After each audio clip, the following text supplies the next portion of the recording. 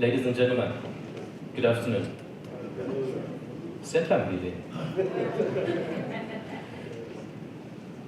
May I ask, who among us are entrepreneurs? I thought everyone would lift up their hand. Okay, who among us are entrepreneurs and aspirant entrepreneurs? It's still not even half the house. Okay, those that are entrepreneurs, how many think their businesses are sustainable? That's even a quarter of the ones that lifted up their hands. Now, maybe the lady in red, why do you think your business is sustainable? Because it's a business that addresses everyday needs. Addresses everyday needs. So you're solving socioeconomic problems out, I would think. Now, there are certain things that sometimes as business people we miss. I'm a businessman too, an accountant by profession, and I run my own accounting firm with my wife, who's also a CA. And I'll speak from the technical expertise and from my experience as an accountant and an accountant of small to medium enterprises.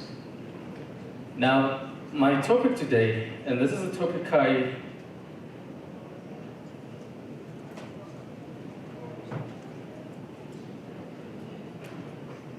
I chose and thought it's fitting because from my experience, the lady in red talked about that her business is sustainable because it addresses challenges. Are you able to address challenges without money in your bank account? Are you able to address those challenges without knowing what resources you need for that year, how much they will cost you, and how much your costs will be, and how much your profit will be?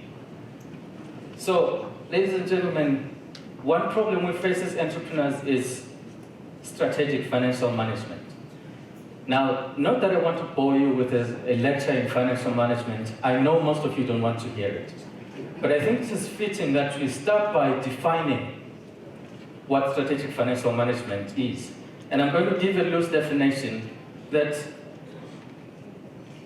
strategic financial management can be defined as precisely a company's business. It involves precisely defining a company's business objectives, identifying and quantifying its resources, devising a plan for utilizing finances and other resources to achieve the organization's objectives, and establishing procedures for collecting data and collecting those finances, and making informed and relevant financial decisions and operational decisions that will help your business be sustainable. I hope you got that. If you didn't get it, you can ask for my email. I'll email you the presentation.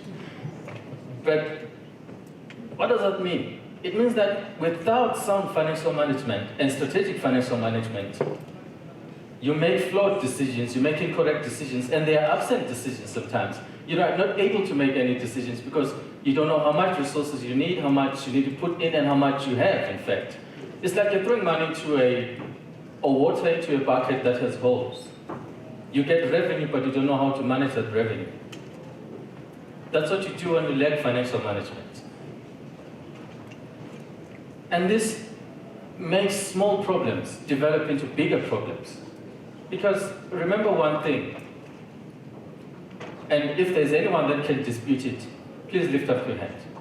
Do you realize that there's a problem between having revenue and having money in your bank account and making profit? Does anyone dispute that? If you do, give me why you dispute it. So, maybe some of us are sitting with millions of dollars and rands in your bank account, but that doesn't mean you've managed your finances and are coming up with profit at the end of the year. You might just have gotten paid yesterday. You have revenue, you've made revenue. But have you managed your finances? And have you incorporated that strategic financial management into your strategic plan, where you budget and look at how much you're going to require? Now, ladies and gentlemen, why do I talk about sustainable businesses? How many of us here want their businesses to disintegrate when they die, or when they depart from the earth, or whenever they choose not to do business anymore. How many want their businesses to disintegrate? May you lift up your hand if you do. So all of us want businesses that are going to outlive us. We want to pass them on from generation to another generation. Do you know the reason why my business has got my last name as the first word? It's because I want to create a business that's going to be for generations and for all the newer generations. Now, I don't want to be a subsistence entrepreneur, and if you want to be a wealth creator, not a subsistence entrepreneur, then you need financial management. Then you want businesses that will outgrow you. Now, how do you do that? How many of us here as small businesses have strategic planning sessions? Please lift up your hand.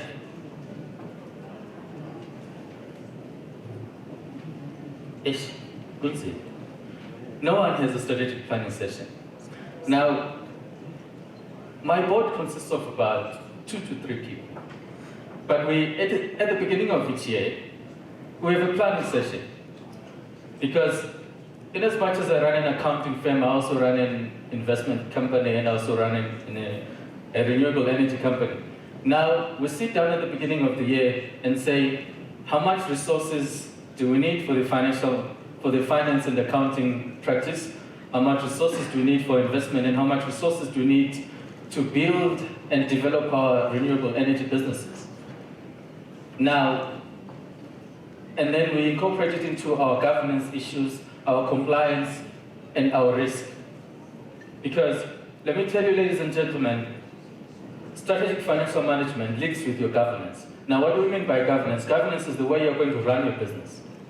Now, if you're going to run your business in such a way that when R1 million comes, or 1.6 million rand comes, you're going to go and buy the latest Levante Maserati.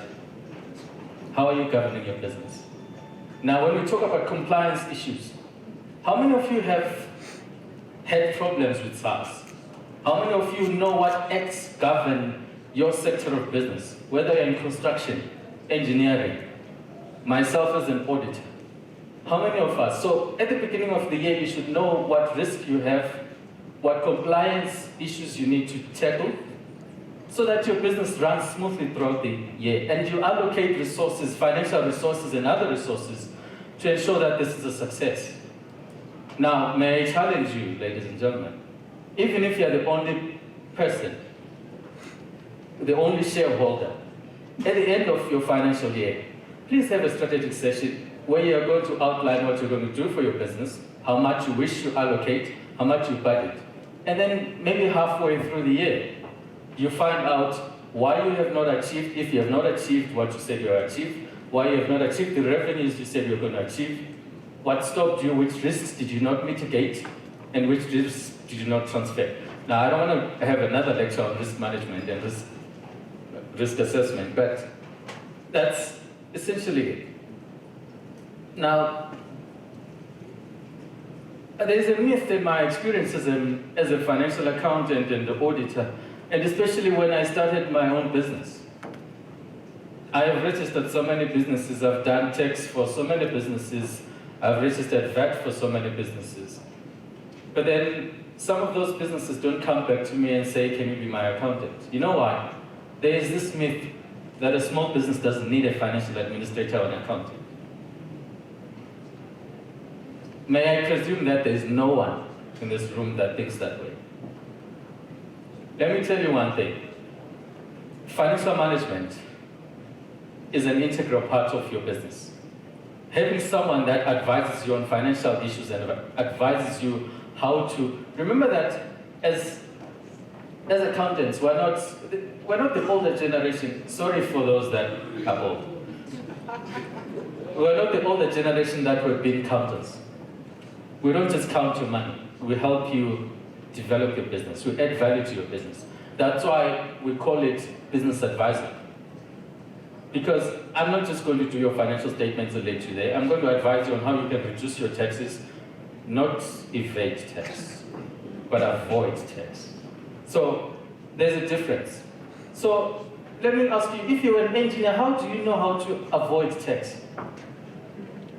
You start an engineering company, how do you know how to avoid tax? How do you know which expenses are irrelevant and are not material to running of your business and you should reduce them? How do you know what international reporting standards are that you should adhere to in your financial statements, so that when you go to Masisizana and you present your financial statements for funding, they approve them? You see that the myth that you've been going about is wrong. You do need a financial accountant. Not that I'm marketing myself, but I'm just advising you because of the experience I've had. Because when you come to me, when you're now in trouble, I'll charge you a premium. So start when you start your business. For those that are aspirants, for those that are entrepreneurs, I hope you do have financial managers and people that handle your finances. Now, financial management also fits into how you're going to manage your assets and how you're going to finance your assets and how you're going to have cash flows for your day-to-day running of the business. Now, and how you're going to have working capital. I had the previous speaker talk about working capital. May I presume that we all know what working capital is? If we don't, again, I'm not going to charge you for this lecture, but it's just your capital, your current assets versus your current liabilities. So it's the money used in your day-to-day operations. Now you need to manage that, because that is going to inform you next year how you're going to invest in your capital expenditure, which is what you're going investing in fixed assets, in machinery, in making sure that you're not a subsistence entrepreneur at the end, but your business is sustainable. Now, ladies and gentlemen, because I am a black man, an Africanist, and because I like to quote from black scholars, let me quote from Malcolm X, who said, "The future belongs to those who prepare for it." Now I urge you, prepare for yours in business. Thank you.